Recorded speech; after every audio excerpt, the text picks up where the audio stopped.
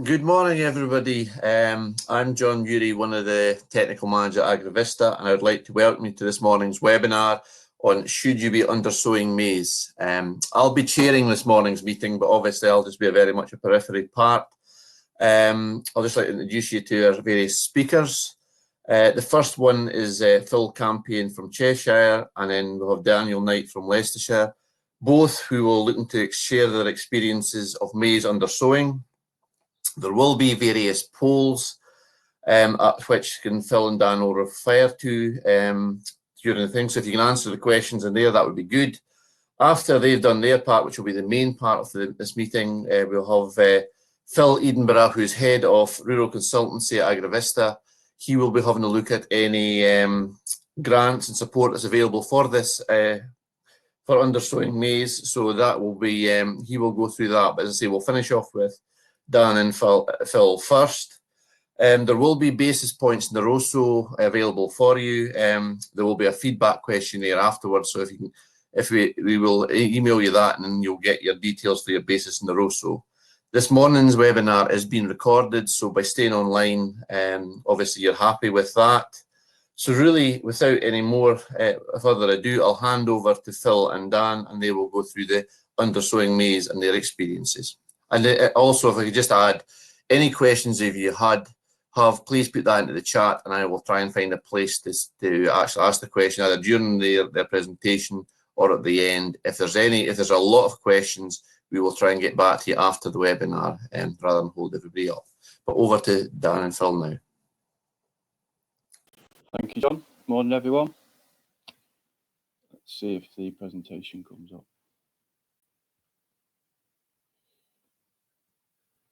Okay, so basically today there's obviously a noticeable growing interest amongst growers in undersowing maize.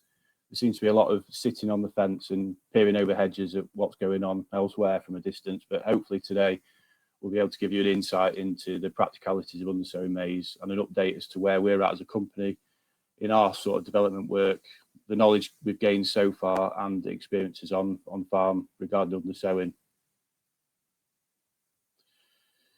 So what is the problem? Well, over the next 45 minutes or so, we'll run through what the issues are, in essence, why we're talking to you today, I guess, and some of the practical solutions to those issues, why we perhaps should be considering undersowing if we're not doing it already.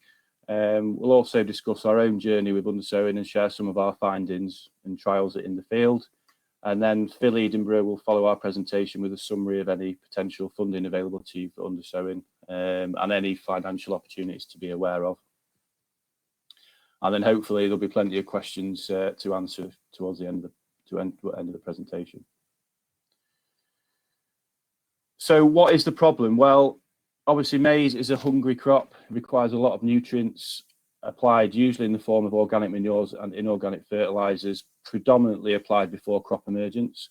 And during this growing season, the soil can be exposed. I've seen wind sandblast a four-leaf crop on exposed sites before, so that can be an issue. And also, obviously, after harvest, the soil can be exposed as well. With maize being an autumn harvested crop, we're always at the mercy of the elements, as it can often be a wet time. And at the end of the day, as growers, the soil is your greatest asset, and we don't want to see it heading off down the road, taking valuable resources with it. There's obviously also the issue of legislation, with good agricultural and environmental conditions required for cross-compliance. The three ones to focus on in terms of this situation are number 4, to provide minimum soil cover, number 5, to minimise soil erosion, and number 6, to maintain soil organic matter levels. So obviously, if the ground is already saturated, as can often be the case in the autumns we've had recently, harvesting machinery can leave ruts and cause deeper soil structural problems and severe compaction, which can be difficult to rectify before the following crop. And as you can see on the right, if it's left unresolved, then that can cause issues. And obviously, farmers are under constant public scrutiny. We obviously don't want to intentionally bring mud onto the roads, but in a busy time with the pressure on to get the maize in, the weather is often against us, and it can be a struggle, and the inevitable might happen. So in terms of solutions, well, these are probably not necessarily complete solutions to the problems I've just highlighted, but rather what generally will follow the maize harvest if you're not leaving the field as a bare maize stubble. So the first option, in an arable rotation, you typically might follow your maize with a cash crop such as wheat or even grass. Maize is a great entry into wheat, and this might be the first choice. Number two, you might establish a cover crop after the maize is harvested. So this will then go on over winter and perhaps be grazed or destroyed prior to sowing a spring crop. Running through a maize stubble with a cultivator is another option. For example, a spring tine. This has proved beneficial for reducing runoff and improving water infiltration. But obviously that's not bringing anything towards nutrient retention, which we'll discuss in the next couple of slides. And number four, which is probably the one we're focusing on today, establishing a cover crop actually within the growing maize crop. So that's the aim of today's presentation, really. So it is a challenge, we know, with all those trying to do all those things. So it's not quite that simple.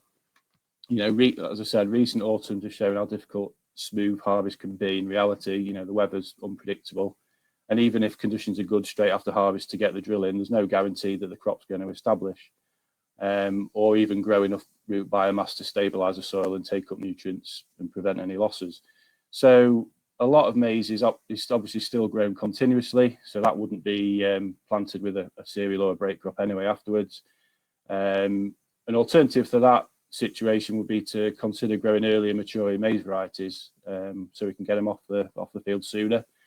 And there is a continuing shift towards these varieties and trying to bring harvest forward. And as I said before, the spring tine is a good option in terms of water infiltration and reducing runoff, but that's not going to improve nutrient retention, and the tine should be set at an appropriate depth.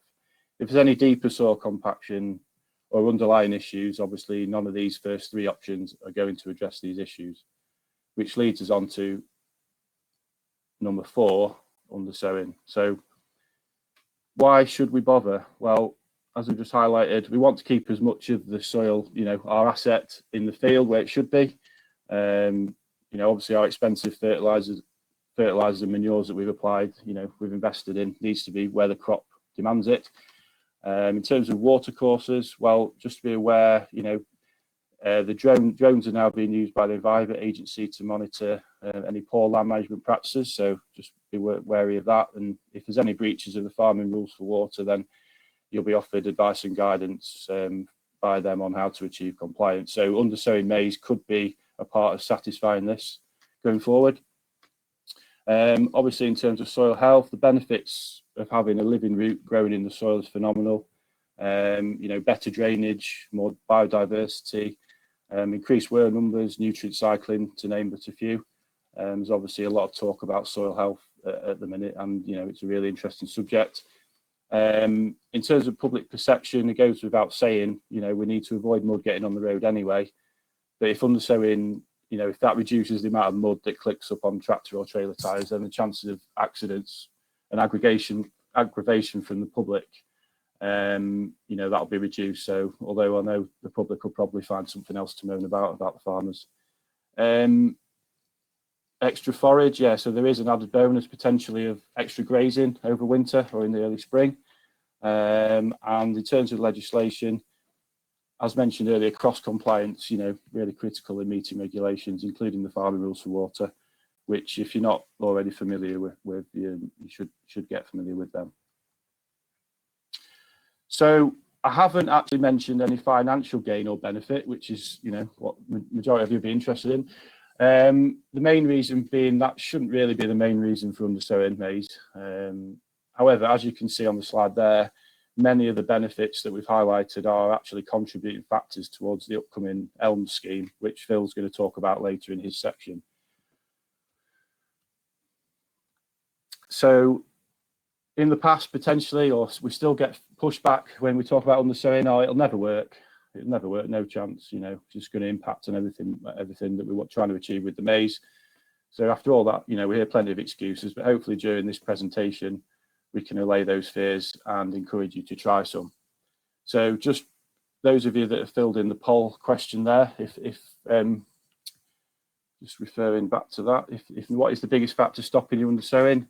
At the minute, it seems that the availability of machinery is the top answer. So yeah, and there's still answers coming in there. So if that's one of the major concerns, then we'll talk about that later on.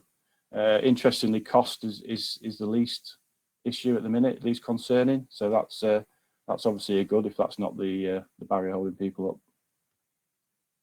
There was a question there. Whose responsibility is the mud on the road? Is that the farmer or the contractor that's responsible for that? That's a very good question. We have had that before. Can we answer that at the end of the presentation?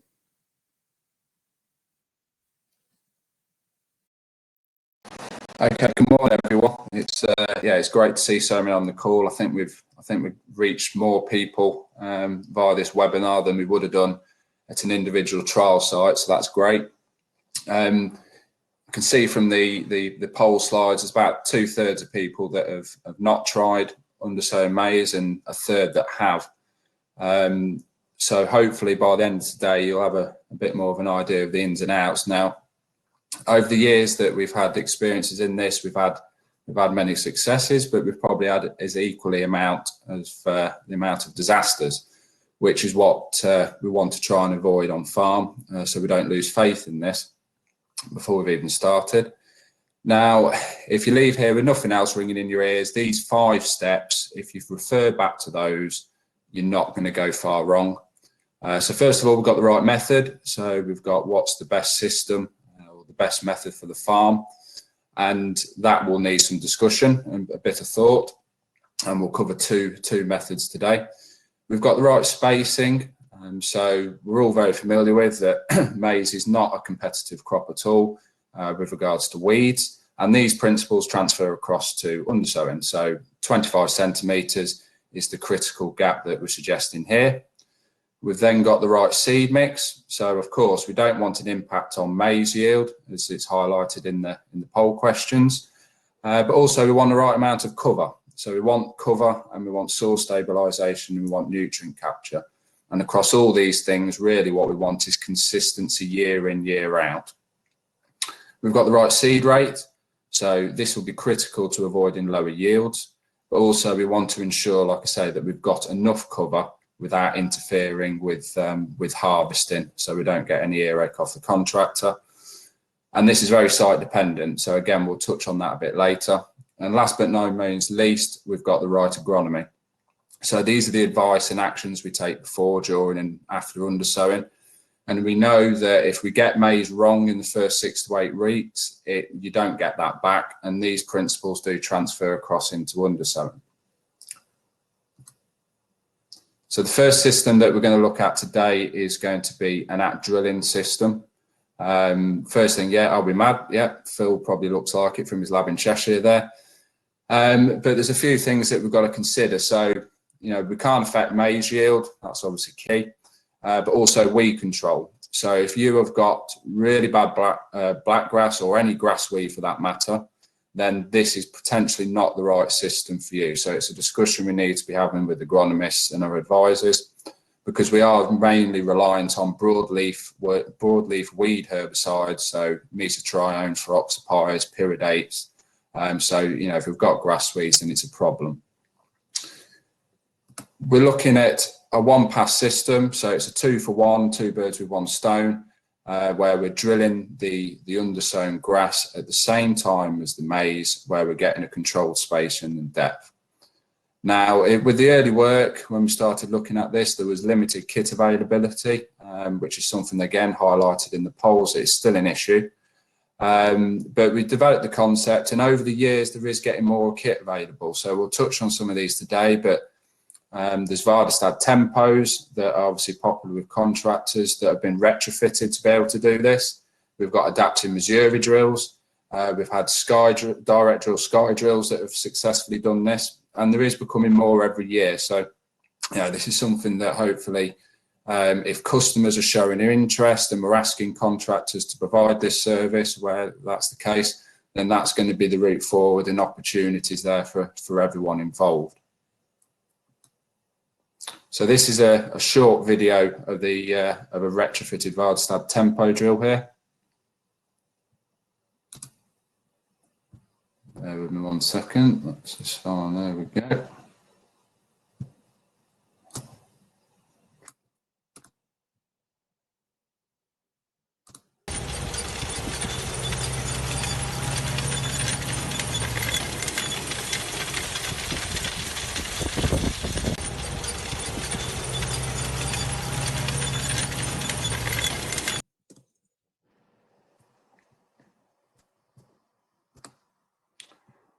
So, yeah, so you can see from these photos here that you've got your retrofitted pipes, seeder pipes there.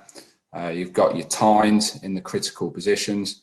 Now, you could argue that, yes, is it not giving us the accuracy in terms of placement?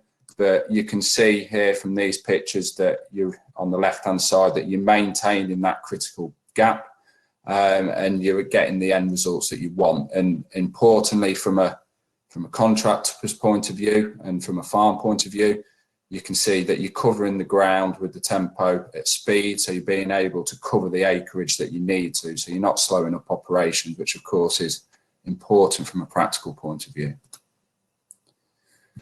So once we've decided if we're going to go down this route of that drilling system, we need to decide what mix we're going to use and what we're going to put in the ground. So first few years of this, we started the funnel wide and we've narrowed it up over the years. So in the first year, we used mixes that had up to 20 different mixes involved. And we've moved that on and tailored it down and had a mess around with ratios, etc. And we've got there in the end. We've also done the same with seed rates. This is something, again, like I say, this is increasingly important to be mindful of. And we've got a few examples there of things that just haven't quite worked. You know, we've got a broadleaf crop such as rocket, far too vigorous, and that left a weed problem in the subsequent crop, despite most of it being knocked out by the post-emergence herbicide. We've got Westerwolds there. You know, they can work in places, but we found they were just too vigorous, they were too detrimental to maize yield, and then ultimately ended up thinning out over winter, which of course reduced cover, which is what we don't want. And then Perubka, which is a Festalolium, and that was just far too vigorous, even more vigorous than the Westerwold there. So if we're going to write a job spec in terms of what we're looking for at this timing, this is what the candidate or ideal candidate would require. So we want a slow, steady growth habit. So we want a tortoise and not a hare. We want uncompetitive nature. Needed to be able to withstand the dry, the low nutrient availability, the shaded environment that's under the maize canopy so it doesn't die out. We need to really obviously withstand herbicides. So obviously legumes, this is a particular problem for those in this system. And as I mentioned before, we need enough cover, but not too much. So we want the soil stabilisation and nutrient capture that will come from above ground and the roots. But of course, we don't want to interfere with the chopper at harvest. And last but not least, we need that to persist over winter. So we want to keep that cover over winter and through to the early spring. So yeah, so we're not asking a lot really, but this is what we've developed over the years for at drilling of undersowing of maize. It's Soil Max. Now this is based on a tool fescue and a tool fescue plus. Now for those that have grown Festalolium ryegrass mixes in intensive cutting layers will be perhaps familiar with this, where you take a ryegrass and a fescue and you cross them and back cross them. Now in this instance, the tool fescue plus is using a tool fescue parent and not a metafescue parent, so this is preferable in this situation. But why a fescue? Well, we go back to the same points that I've just mentioned. You know, you've got a slow growth habit, you've got superior rooting, you've got genetically, you've got a better resistance to stresses, which you put all those together, it puts together a nice mix to suit this system. And of course, what we don't want is then to impact on maize, which is the whole point of this, and overall giving a much better consistency of impact on maize yield and the ground cover and rooting that we're after.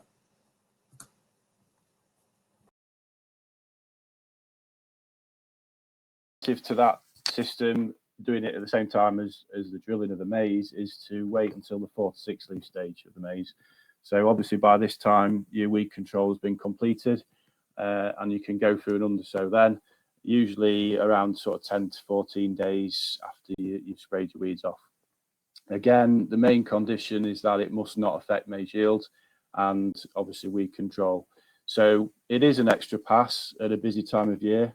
and we appreciate it's a tight window of opportunity, but you know, by this stage the crop is making the most of the increase in temperatures and hopefully growing like stink and, you know, picking up the nutrients and the manure that you put down.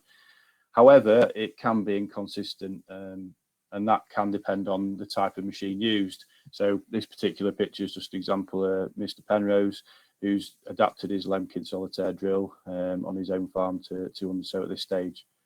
So in terms of different types of machines, you know, first one, old school, you know, this is not new. People have been broadcasting cover crops into maize for a long time. You know, you've got a 30 spinner on the farm, very cheap, very quick, convenient, and obviously a lot of farms will already have one. The problem here is obviously requires moisture afterwards. You know, not everyone has moisture at that time of year, so potentially also more seed required. So that can make it a bit more expensive, and ultimately it is inconsistent again. Alternatively, you could mix your cover crop seed in with your slurry or your digestate. There may be enough moisture to get it away, but again, you haven't got that soil contact, and obviously you've got potential crop damage running through with the larger, heavier machines. You know, if you've got tram lines, great, but not everyone has at the minute. That's something to look at. But again, it's probably more inconsistent. Another adaptation is a specialist sort of broadcasting harrow machine. So again, there's a narrow window opportunity here, a bit greater chance of crop damage. You haven't got so much control over the distance between the maize and the cover crop seed, so you're increasing your chance of competition there. You could potentially disturb more weed seeds as well. And you're also going to be losing a bit of moisture with the following harrow and in a dry year, which can be problematic. And again, it would require moisture after just to ensure germination properly. So really, my preferred option would be to place it with a, you know, actually sow it with a coulter placement. So this is more precise, you know. It's not affecting the maize as much because you're actually placing the seed away from the maize. It's not competing for nutrients, light and water. You've got seed to soil contact, increasing your consistency, less dependent on rainfall after sowing, and obviously you can use less seed. So, you know, that's potentially bringing the cost down again. But we'll talk about seed rates later on.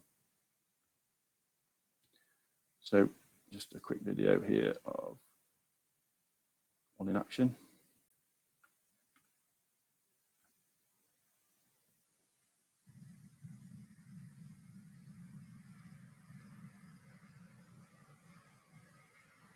So you can see here, there's no damage to the maize crop, which is often a concern at this timing. That's nicely going in.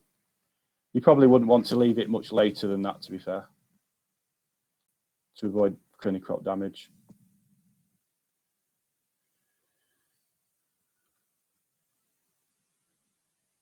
And here's hopefully what the end result would be. This photo was taken in, well, last month.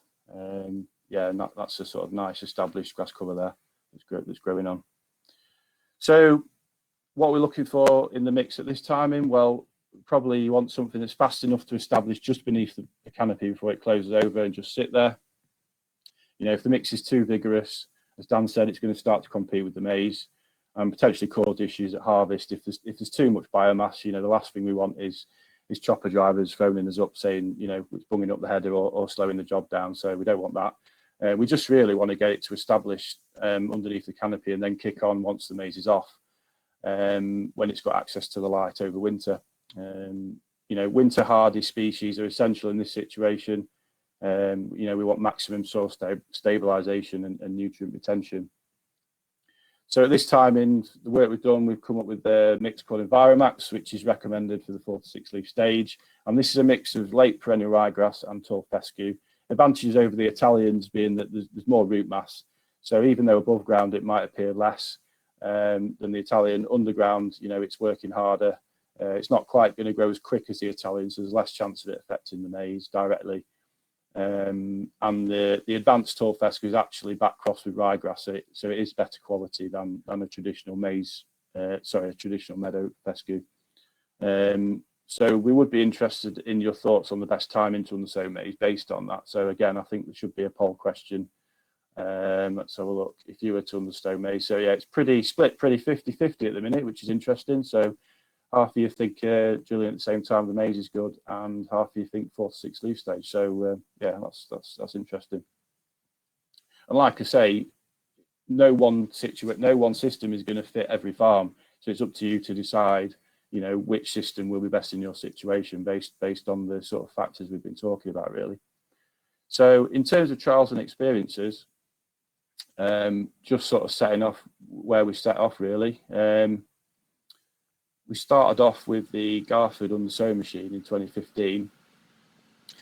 This is a camera-guided cultivator that's been modified to broadcast cover crop seed in between the maize. So the camera controls the toolbar on the back of the linkage, moves horizontally so it doesn't run any down. The air seeder there drops the seed, and then the following harrow covers it over. So as we discussed earlier, in this situation, it can be very inconsistent. In this case, I think the seed was actually buried too deep. And on this light land, it didn't really do that well. And to be honest, I think there was some residual herbicide effects there as well. So yeah, lessons learned there. Moving on to the following year, we got involved with Pottinger, who had designed the machine, the aerosol machine, which had a split seed hopper, so you could mix maize down some coulters and grass down the other. So it's precision sowing the maize and the grass simultaneously. Quite like the idea of the one pass establishment system. So, you know, we want to look at it in more detail.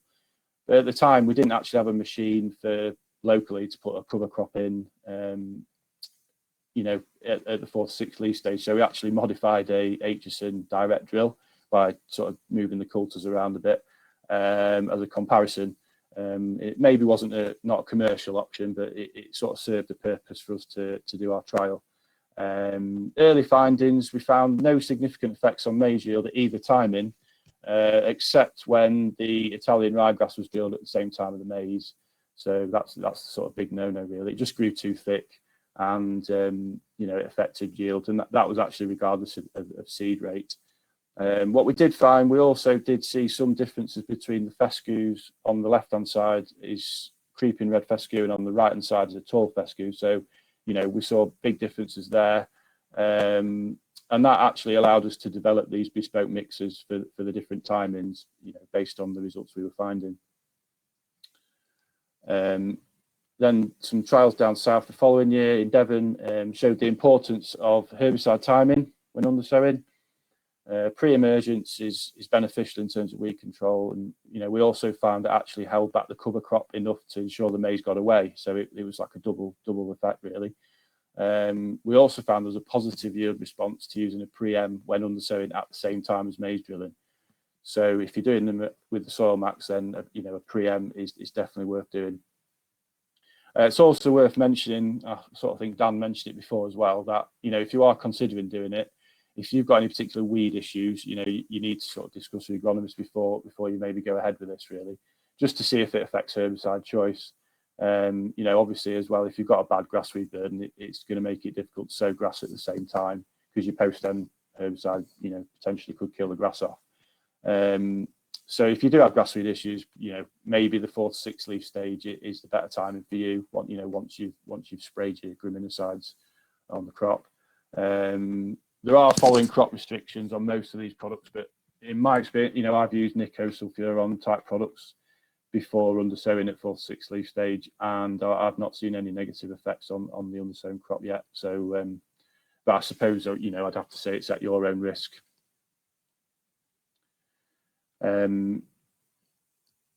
Yeah, so that's just sort of two photos highlighting what I just said, really, about the pre-em sort of holding the grass cover back just enough to let the maize get a bit further in front. So yeah, another trial here was just throwing this picture in, really, to highlight why not to use Italian ryegrass at the same time as the maize drilling. You know, the second picture in there, when you compare that to the Soil Max, the Fescue mix, you know, you can clearly see the differences in the growth there. You know, obviously that Italian's going to have a big impact, and the Soil Max it's just sat there nicely underneath, and the maize is going to grow away from that there. So that's good. We also, this picture was taken 3 days after harvest. So as you can see, it's probably a bit on the thick side, to be honest. It was too high a seed rate. You know, we set off at 7.5 kgs. We're back sort of more at between 3 and 5 now, generally. But obviously that depends on the field situation. You know, if it's a droughty site or a less fertile site, for example. But on the left, it was interesting to see that, you know, that gap between the maize and the companion crop was still evident. So yeah, so very important there. This is a trial site in Leicestershire that I looked after. Obviously different site to Phil, same year and similar problems. We did some at-drilling trials here, and we did some 4 to 6 leaf stage as well. And what we took out of it, that yes, Sormax it provided the best maize yield at the end of it compared to the other mixes involved. But the problem was it was still an unacceptable knock-on maize yield in this case. And that was mainly down to that the seed rate in this case was too high. There was also a bit of an effect of the drought. So this ultimately ended up with the maize canopy being smaller, which then let more light in, which meant the undersowing could grow more than it would do otherwise. So it was a bit of a vicious circle that year that accumulated in results that we were happy with the principles, but not happy with the end result. So what we took out of this is that if you're on a particularly droughty site, and if you're on a site that maybe has low nutrient availability, then we do need to make sure that we are not going over the top with seed rate, particularly at the at-drilling phase. Because as we'll see, you know, you take the Italian catch crop there, you move it through to the middle of that photo there, the couple of rows you can see in front of you, there's starting to be a yield check. And you move that on through the years, we've got drier and drier, and you can see there's a pretty catastrophic effect on the maize with the Italian catch crop down the middle there and to the right, and the Sormax plot to the left. So this is something that we need to keep in mind going forward. And I noticed on one of the chat questions, and I think Phil covered it with regards to pre-em, if you've got a site that is high fertility and a site where it's got high grass growth potential, then a pre-em of pendimethalin is critical to make sure that you don't end up with grass being too vigorous early doors. So as I mentioned, we did some oversowing as well here. This was done with an iron box grass harrow that was modified with a cedar box on. We're a little bit later than we would have liked at the 6th leaf stage. And really, it highlighted a few points. Obviously, after we sown this, it just stayed dry, dry, dry. But we didn't consolidate and we didn't keep hold of any moisture, which obviously meant that we got through to the end of August when the combines came out, and obviously the rain started to come down before we started to see the first shoots of life. And what that really driven home is that, you know, a cool to place system, particularly where moisture is challenging, is where you're getting the most certainty and consistency with all this. As we move that through to October, the green strips that you can see on the left hand side, we didn't have the tractor width set up quite right, so it meant we're running down a row of maize, which meant obviously there was moisture and light coming in there, which meant it established all right. But on the rest of the plots, it was it wasn't good. If you'd have gone away at drilling and came back on the 16th of April like this, you'd have think, oh, we've done a fantastic job. But obviously it wasn't the case. You know, we'd missed the whole point of the soil stabilisation and nutrient capture really from harvest all the way through to the early new year, which is obviously, in terms of a consistency and getting value for money out of this for everyone involved we failed to do that in that instance. And then just going back to the at-drilling phase, so the Sormax and the Italian ryegrass, you can see there's plenty of cover on both. So we've mentioned, is there a grazing opportunity? You know, for those who can maybe take advantage of this, that could. I do know there's one or two that have ended up taking an early cut off this as well. So there's opportunities there. This was going back just after a couple of days after its destruction date, where it was sprayed off. And obviously we do need to take this into account. So if we are going to have a reduced cultivation going into the following maize crop, we'll touch on that shortly with the Missouri, or even if it's into a spring cereal crop, we need to think, okay, do we need to manage the residues? Do we need the residues to die back a bit more before we can go in? But also we know from cover crop work that if we are late spraying off, then we can end up with a lockup of nutrients. Now, of course, maize is a longer season crop, so we need to bear that in mind. But as always, there's going to have to be a balance between the nutrient capture and the soil stabilisation that we of course want, but also not to interfere with the following crop. Yeah, so here moving into 2 years ago, well, 2019, I set up a trial looking at different establishment techniques for maize. This included drilling maize directly into a burnt off undersown maize stubble. We were using the Missouri Pro-Till on the left there and the John Deere 750A, as well as the Valistad Tempo and the Pottinger on the ploughed areas. This Missouri machine also has the ability to undersow grass at the same time as the maize, so we wanted to look at it in this situation, you know, comparing it with the Pottinger. Unfortunately, the Missouri drill wasn't quite set up properly, and it was putting the grass down the same chute as the maize, so obviously that had a big impact on any results we got, and it was too late. Once we saw it coming through, it was too late to do anything about, really, which was a bit of a shame. But so we hope to repeat that in the future. One of the big things we took away from that trial was the importance of tailoring the nutrition. If you are undersowing, you might have to tweak a few nutrients. There is an argument that undersowing at the same time as the maize requires more nitrogen, but this is obviously balanced with your MVZs and crop requirements, etc. Both these photos were on ploughed land. The left-hand side is the Tempo drilled and undersown at the 4 to 6 leaf stage, and the right-hand side one was undersown at drilling. That was with the Pottinger drill, but it actually received no starter fertilizer, whereas the picture on the left did. It's also worth noting that the post-emergence nitrogen was delayed because of the weather by probably 2 weeks too late, and I think by that stage the grass was probably just pulling a bit too much away from the maize at that point. So, you know, potentially we have to go a bit earlier with our post-emergence nitrogen. But having a fertilizer plan is crucial anyway, but, you know, even more attention to detail with nutrition is required with undersowing, I would say. But this year we're going to take it further. Hopefully we're looking to develop the 4 to 6 leaf stage machine to apply nitrogen down the spout alongside the maize row. So at the same time as undersowing, effectively putting nitrogen down by the maize. Now, the thinking is this will remove the risk of scorching the crop with the nitrogen. And also, obviously, it's saving a separate pass with the spreader. And as the maize crop, as we know, has an enormous amount of demand for nitrogen later in the season, it makes sense to put it on there as well. So we'll keep you updated on that. Example of a customer here. This is Moores in the Litchfield area. They adapted their Valistad Tempo to undersow at the same time as drilling the maize, and they converted the microgranular kit fertilizer applicator to distribute the Soil Max seed in between the maize, and then the following harrow was covering it enough just so they could use a pre-em herbicide and that's, you know, increase establishment.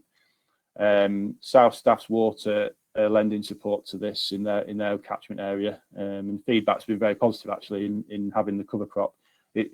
Feedback being that it widens the harvest window and also allows the maize to fully mature before harvest, so they're perhaps comfortable leaving it a bit longer in the field to mature.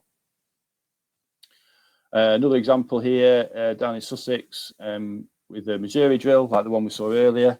Only difference being this one actually works properly. They grow maize 2 years in a row and undersow with the soil mats in the first year. So then the cover after the first season is sprayed off with glyphosate the following spring and then re-drilled with maize in the same row as the previous year. They've noticed increased worm counts and improved soil structure on the back of adopting this system. But how much of that is actually down to the drill and how much is down to the undersowing, it's up for debate. But I'd probably say it's probably a combination of both.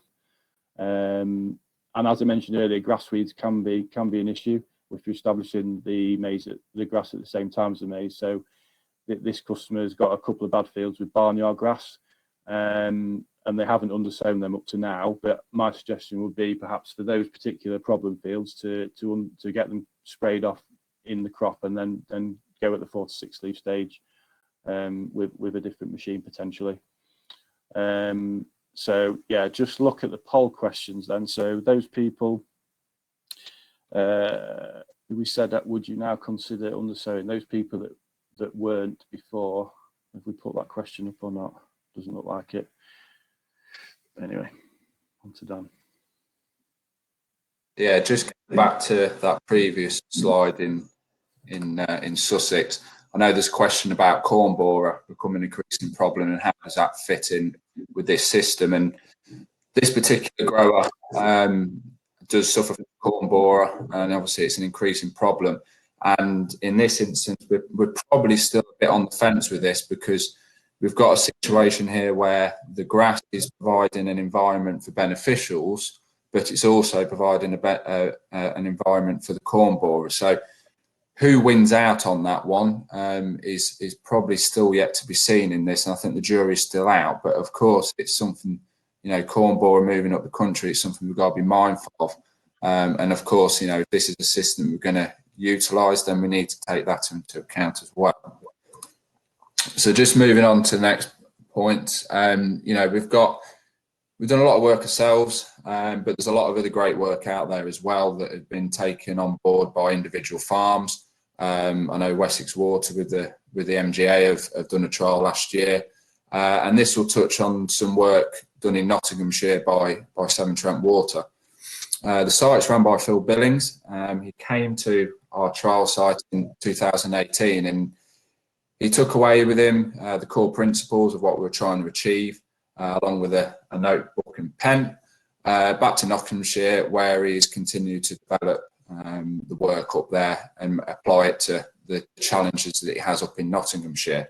And he'll be entering his 3rd year this coming year. Now, obviously COVID dependent, if there's an opportunity to get up there to see this site, then I fully encourage you to do so.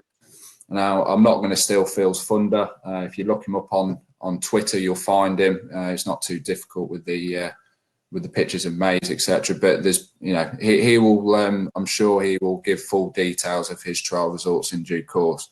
But to just touch on some of his work, so it's on lighter land generally in Nottinghamshire, nitrates in groundwater, soil erosion, all issues, digestates going on in cases as well. And on the left-hand side of there, you can see the picture of Phil's custom-built 4 to 6 leaf stage drill, weaving coulters, press wheel, a cord fan, metering unit, and seed rate controls for seed rate changes. First year in 2019, he had an array of different seed mixes, from clovers to vetches, sandfoins, chicory, various grass mixes. And at the end of it, what came out of it was Enviromax performed very well, along with Westerwolds, in terms of affecting maize yield in that year. What was probably only half the story with some of the data was there was clear differences with the rooting ability of Enviromax compared to Westerwolds, obviously giving you soil stabilisation. But also over the winter, the Westerwolds started to thin out, which obviously reduced the ground cover that we had. Now, work from this previous year, and I will stress this is preliminary results, but it's suggesting that with Enviromax, there is a 50% reduction in nitrate leaching compared to where we've got a control. So this data needs cleaning up and processing further, and I'm sure Phil will present this in time. But if this is what we're working at, then this is a great opportunity for us to keep the nutrients in the field where we want it, so we're not wasting it. What Phil left that year, 2019, was he was happy that he'd cracked the problems with the lower FAOs where they were being harvested in early October. What he wasn't quite as happy with is where he had big FAOs numbers, so 200 plus, and where he was getting later harvests into October and November. There was a bit more of a challenge there.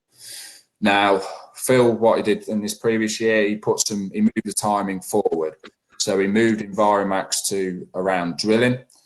Unfortunately, there was a 10% yield drop in the maize, a slight drop in starch. So obviously this wasn't ideal, but we managed to get a cover. But going forward, we'll be making some tweaks to that to try and alleviate that problem. He's also done some work on 50, 75 centimetre spacings. Interestingly, early suggestions are pointing towards 50 centimetre spacings, increasing maize yield, but also reducing nitrate leaching. But again, that needs a bit more work and a bit more processing to confirm. And as you can see, there was a bit of dieback in the Enviromax that you can see there, but it really wasn't an iceberg effect in terms of the above and below ground with the roots. So, you know, that really is in essence what we're after. And when we got to this plot, it was, you know, this was a case of what can go wrong, or a good example of what some of the things that can go wrong. On the right-hand side of the main picture there, and if you look closely, you have got some Enviromax that is just about holding on and survive there. And the issues down here were a mixture of consolidation issues, seedbed levelness, and then depth control. But also, you know, it was just too late going in at the 6-7 leaf stage on these big FAOs. It wasn't allowing enough time. Which my initial instinct was, okay, well, we need to just shift to, in this case, we need to shift to an Italian ryegrass, a bit more vigor to get some cover before those big FAOs cover the canopy over. And then Phil pointed out that actually on the left-hand side of that picture where there's nothing was Westerwolds. So reading across from that, in this situation, if Westerwolds wasn't doing what we needed to do, then Italian ryegrass isn't going to do it either. And I'll touch on some points where we're going to move that forward next year. And this is really a bit more work, you know, puts a smile on your face, quite a poignant species, clover. But the work that we did, and also backed up by Phil's, is that clover, whilst this looks good, just isn't bringing enough to the party. The cost benefit ratio isn't there when you start to put the cost of clover seed into the mix. It's not nodulating, so there's no added benefit. And water catchment areas where nitrates are an issue, there's a bit of a discussion point there as well. So, you know, it's something that looks nice. In this case, this was for oxypire only, but it's, you know, there's other options out there, as we've seen, that are a better value for money. So like I say, what we're going to look at next, Phil's going to look at bringing soil max in it around drilling rather than using Enviromax. So we're using that dedicated mix. Where we are going at 4 to 6 leaves, you know, with the big FAOs, we need to really, if we're using Enviromax, we need to bring that forward to a closer to 4 leaf stage. More attention to detail with regards to consolidation and depth control of the seed. We need to make sure that we revisit that. And then also it posed the question, and I noticed there was a question in the chat with regards to, you know, there's no one size fits all, and that is correct. We need something that is contract drill operator friendly, so we don't have to have a 24-hour hotline with regards to just tweaking seed rates here and there. And then there needs to be the real serious conversation that if we do get to 6 or 7 leaves and we haven't undersown a maize, then actually we're better keeping a powder dry, a money in a pocket, so we're not wasting money and being disappointed by the results. And this is just a quick overview slide, so we didn't bore you with graphs today of slide after slide of our trial results, but this really just puts home some quite some poignant key points and reoccurring learnings. Now, obviously from a stat purist point of view, there's no significance test ran, but this is very much taking a pragmatic approach to trials from our 6 trials that we took to yield. Obviously, it doesn't include the ones that weren't. So the blue bars are the mean results from the trial sites, and the yellow bars there are the standard deviation. So this is how much the data deviates from the mean. So the wider they are, the more variable are. And what we can see straight away is that from the blue bars, the Soilmax, the Enviromax was outperforming the Italian ryegrass mixes in terms of overall detriment to maize yield. But more importantly, if you look at the yellow bars, you know, you can do this with ryegrass mixes, Westerwald mixes, but the volatility and the variability is just all over the place. And I think what we want to do with this going forward to make it a success is that we need consistency. And I'm not sure that we're getting that with some of the other mixes. And obviously what isn't on this is obviously the overwinter ground cover and root mass. That's, you know, that sort of silent hidden behind this data that we know is better with those mixes. So into the summary then. Hopefully we've touched on a lot of points and answered some questions. I've seen there's a lot come through, which is fantastic. Practicalities, lack of machinery, obviously is highlighted as being an issue in the poll questions. But like I say, there's more and increasing machinery options available. If your contractor's not doing this, you know, have the conversation. You know, it's opportunities for them, it's opportunities for everyone. As one of the questions said, there's, you know, no, there isn't a system that fits all. There isn't a blueprint. This goes back to, you know, good old fashioned farming, hands-on, you know, fitting the best solution to the system in each farm. You know, and ultimately that is going to need some pre-planning and discussion with agronomists. We've seen that consistency is key, not only in establishment, but also the cover through to harvest and over winter. And this is obviously linked to the mix, the timing and the method.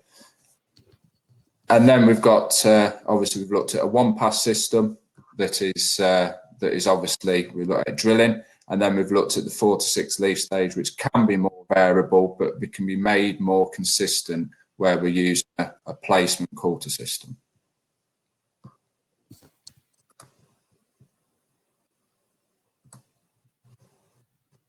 Yeah, so in terms of the impact on the maize yield, we, you know, as where we've done, it's unaffected by if you're doing the right method, the right mix and the seed rate, and obviously that gap between the maize and the undersown plants is the key thing really.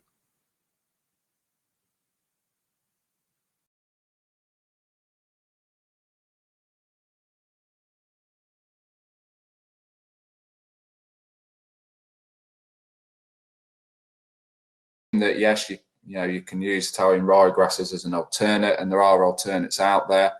But like I say, it's terms of value for money in terms of maize yield, and then what we're achieving over winter, and also the volatility. We believe we can do better with the speed of growth, the vigor, and the root mass and the winter hardiness of fescues give, and then introducing a perennial ryegrass where we do need a bit more vigor.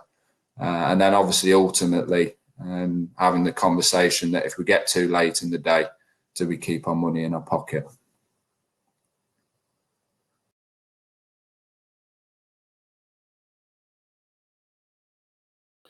Yeah, so as we've discussed, you know, it doesn't have to compromise weed control or impact the weed burden on the next crop.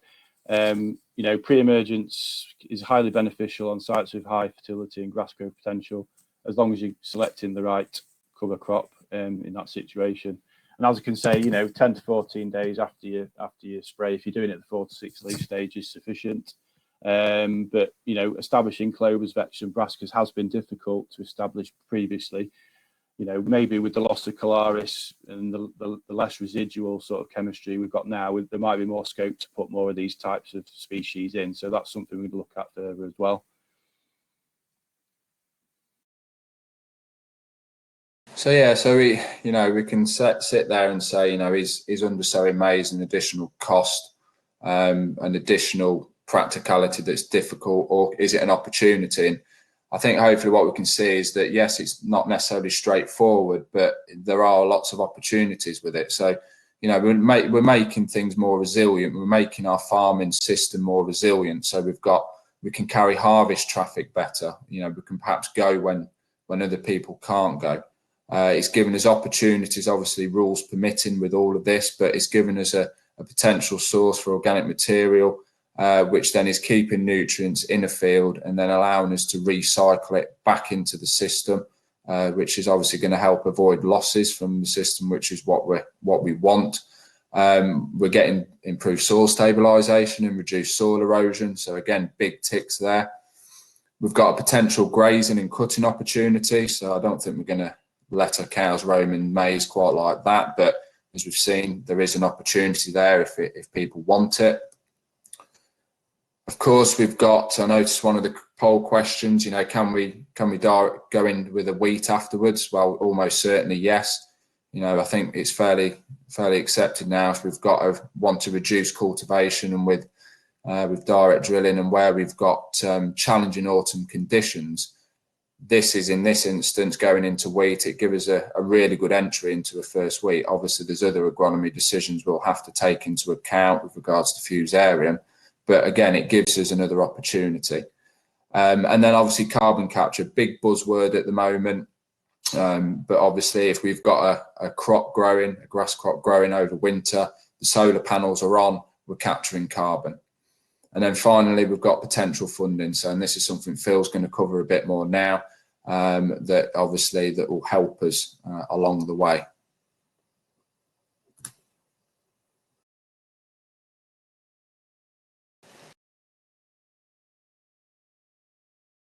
Comments here: undersowing for 4 years, no crop tonnage losses at all.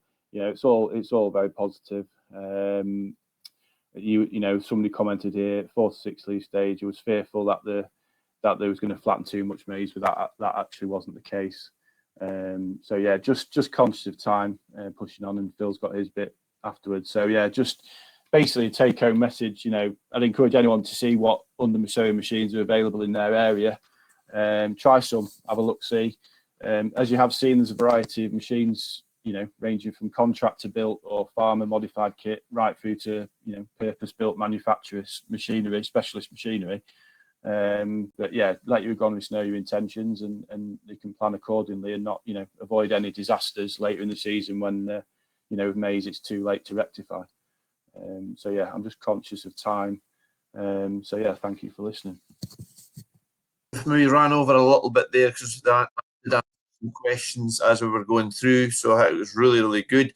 There was a lot of very good questions that did come in the chat, but in the interest of time, what we're going to do, we'll put a sheet of answers out along with the feedback questionnaire, and also for those looking for basis points and the ROSO points, there will also be how to achieve them as well. So really thank you to the lads there just now, and as I say, just to keep to a bit better time, we will now go across to Phil Edenborough, who will finish that off, and then I'll have a couple of words at the end, and we'll go from there. Okay, over to Phil Edenborough now, please.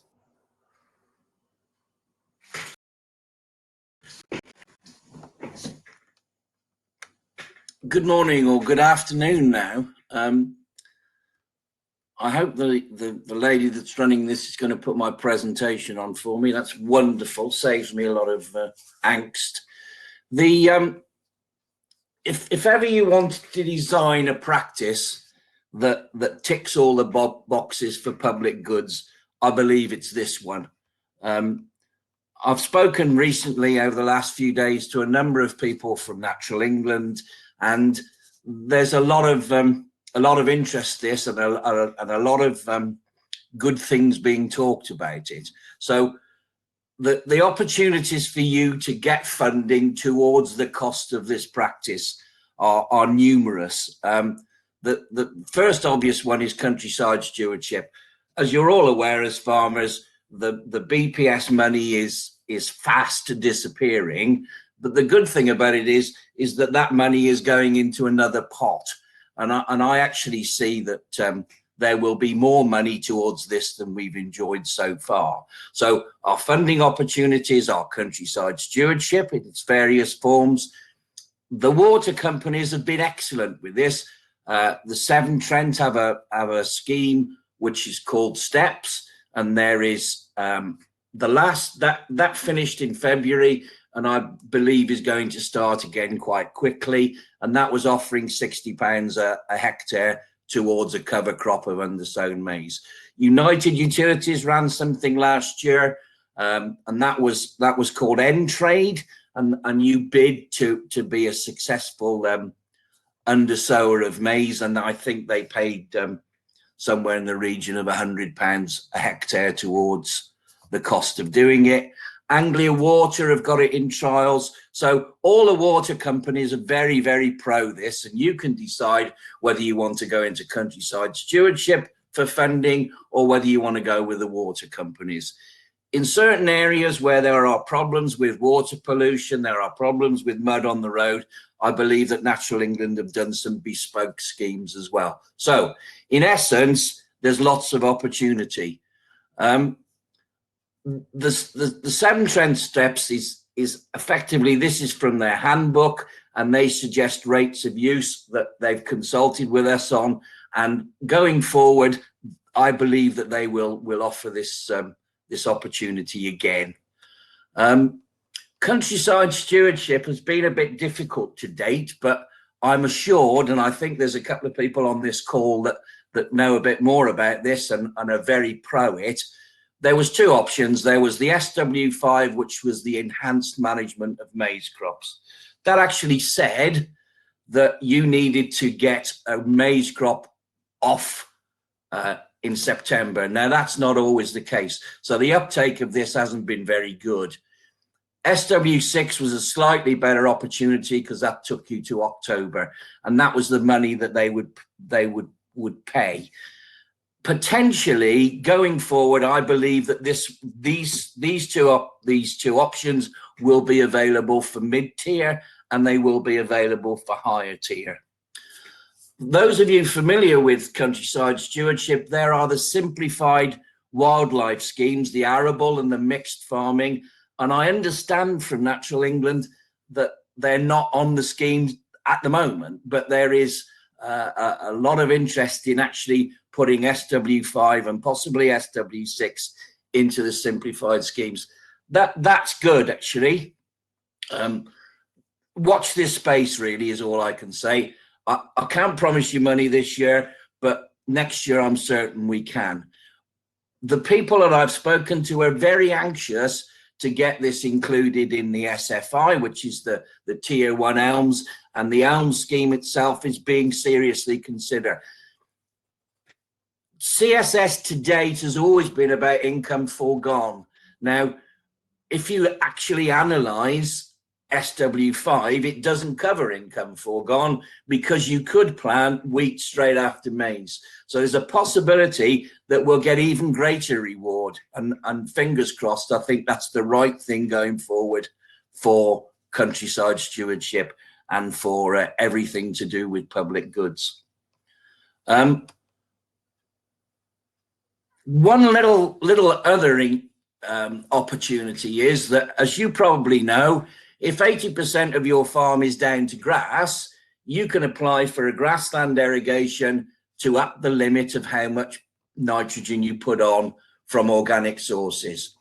So if you've got 80% grass, you can go from 170 to 250 kilos by applying for an irrigation.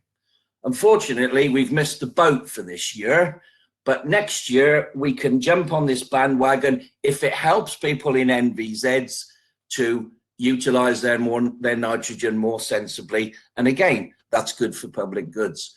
So in the rules in 2010, it actually said categorically that you could undersow maize with grass and your maize acreage would count towards your 80%. So that's a good thing. This morning, I've spoken to the Farming Advisory Service, and although it doesn't actually say it in black and white, they've confirmed that that rule still applies. So that's 2 good things that are going forward, where we've got a grassland irrigation offer and we've got a funding offer. I appreciate that we've slightly run over time. I'm going to finish there, but all I can say is that if you want help with this going forward, we will help you.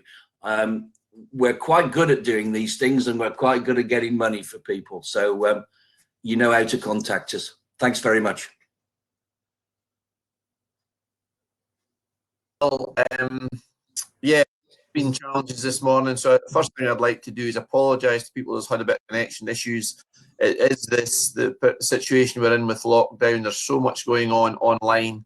There has some definite issues there. So we will post a link to the recording of this for everybody that maybe missed bits of it. So as I say, apologies for that. One thing that I would like to just draw account of there is one of the polls, which was based on what you've heard. Would you now consider undersowing maize?